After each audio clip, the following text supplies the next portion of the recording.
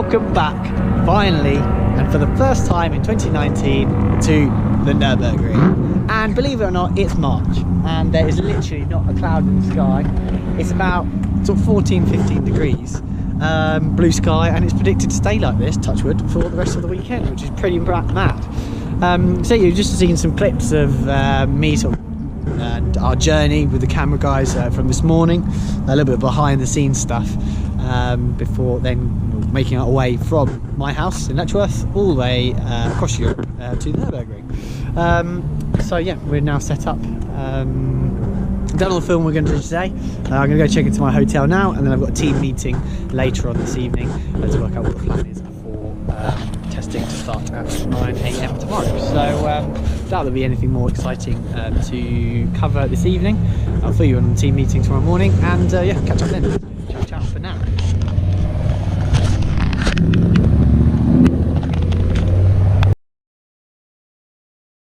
What a beautiful morning. Let's go drive the Nurburgring.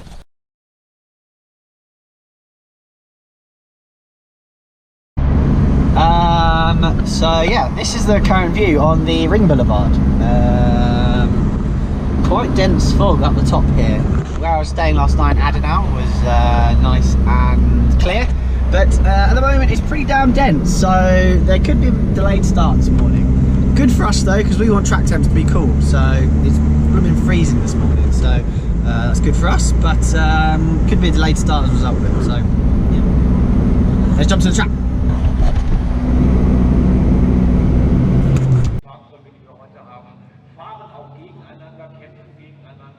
They call it the green hell for many reasons, and one of the reasons is the unpredictable weather. Testing yesterday was done in blue sky, sunny conditions. As the Englishman in the team, I was walking around in a t-shirt, and all the team were laughing at me because I thought the weather was so nice. But yeah, fog is rolling in. We are in the mountains, very high above sea level, and even though the wind is picking up, it's taking a long time to clear, which is a shame because, again, yesterday was such a nice day. We had a good productive day on circuit. The Volkenhorst team and PlayStation car was nice and fast. So yeah, we're raring to go for qualifying this morning.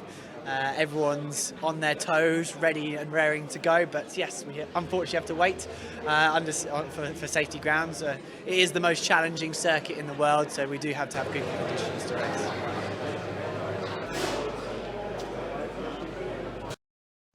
So eventually the fog did clear 3.5 hours after qualifying was due to start, which meant that we started around midday, 12 o'clock. Normally during qualifying, there's a 10-minute period where the track is live, but qualifying technically hasn't started. This allows an even flow of traffic onto the circuit so that when qualifying actually starts, 10 minutes after the session actually begins, there's an even distribution of cars around the circuit and it's fair for everyone. However, in this instance, because we were pressed for time, you can see the carnage that is ensuing. Everyone was wanting to get out first and get a clear lap in for their qualifying rounds, which was pretty crazy.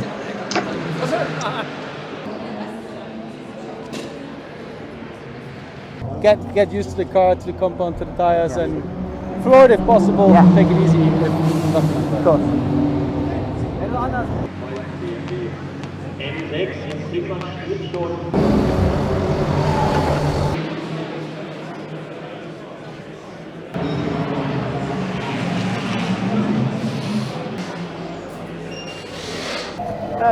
Track is completely dry.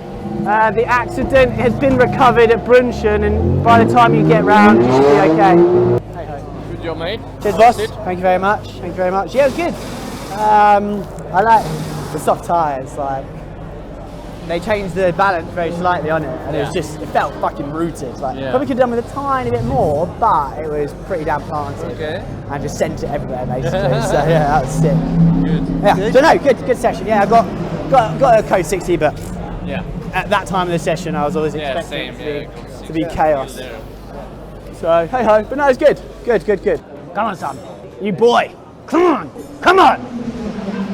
We're in the game.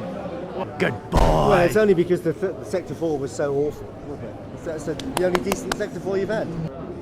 I think if you'll be happy if you're in the top 10 to start. Yeah. Well done, boyo. Got us up there. Good boy. Yeah, it was a bit unfortunate with traffic, but it was fun. Did you have to pass a GT3 car? Yeah, a couple of. First the Viper. No, sorry, it was only the Viper maybe. Okay. At least the Viper.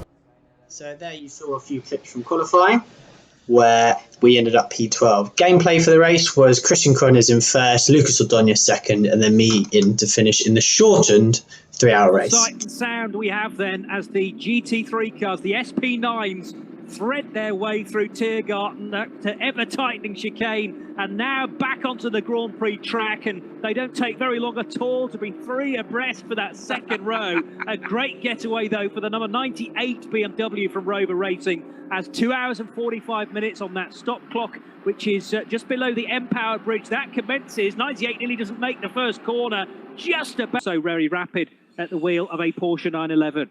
Paul BMW, though, leads them as they come to the end of the run. And we've got a timed race, of course, which has started the countdown now, but from that 2 hours 45. Now, whether we'll get that... Oh, a big crash between two of the AMG GTs as they were braking to go onto the Nordschleife for the first time. Airborne for the number 6 there, Johnny, and the right front wheel very badly damaged as he ran into...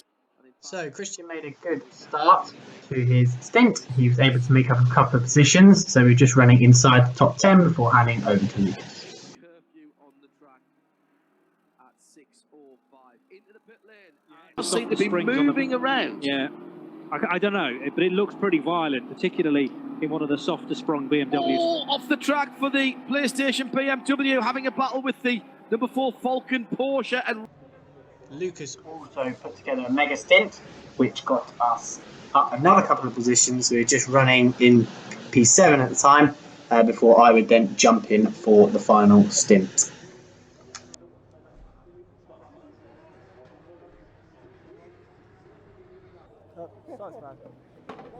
Have fun. Yeah. Do that fuel reset.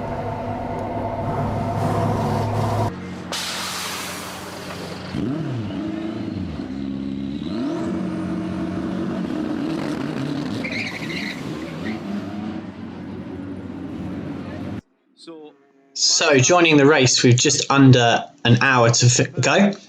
We were running just outside P7, and I made it my mission over the first 2 laps, putting some clean laps, as we were slightly out of sync with the pit stops wise, before I then took a really disliking to turquoise coloured cars, starting with the Falcon tyres BMW. Still the Spaniard at the wheel. no, it wasn't the 36. It must have been the 34, was it? Yeah, okay, there you go. Yeah. And they are virtually banging door handles there heading into the Mercedes arena. So PlayStation car on the inside and the number 3 on the outside just needs to brake a little bit later than the Falcon Motorsport car, running too deep into the corner if anything, and has to get back to the racing line as quickly as possible. But they're just braking deliberately later than you would naturally do on a quick lap, and managed, yes, to just box the number 3 car out of it. So who's driving the 34? David Pittard. David Pittard, yeah. In the Did a battle great job. and that was a scrap with Alex Imperatori, the Swiss driver, at the wheel. Later on in the same lap, I then came across the turquoise-coloured Conrad Lamborghini, and I noticed that he was quite hesitant in the traffic. It turned out to be Frank Pereira, Lamborghini factory driver. I think it was one of his first races in a GT3 car around the Nordschleife. So I set about trying to exploit his hesitation with the traffic. And after getting some slipstream, which is very difficult in the big bulky M6 versus the tiny Lambo, his hesitation was my opportunity, and I could sneak through in the Tiergarten chicane, which then allowed me to break free and then chase down the next guy. Later on next lap, I caught the 2 Porsches squabbling, the Falcon Porsche and the Ficcadelli Porsche, where we came up super fast on a V4 BMW and both managed to go either side of it, avoid any contact, and I made another position. Then going into the Tiergarten chicane with barely 2 laps to go, I came out and then suddenly had a massive misfire. Luckily it was right before the pit entrance, which allowed me to get straight into the pits. However, you could see that I boxed straight away to then try and sort the issue, which is a great shame, because I think looking at where the Falcon Tyres Porsche finished up, it was just off of the podium. So I think with the pace we had, which was absolutely mega, we could have gotten the podium, which was a great shame. So yeah, disappointing way to end VLN 1, the start of the season. But we did get out and finish the race and score championship points. So a big thanks to Vulcan Horse for that. If you like this video, make sure you like it. And if you want to see more content like this, make sure you subscribe for videos for the rest of the year. Thanks for watching.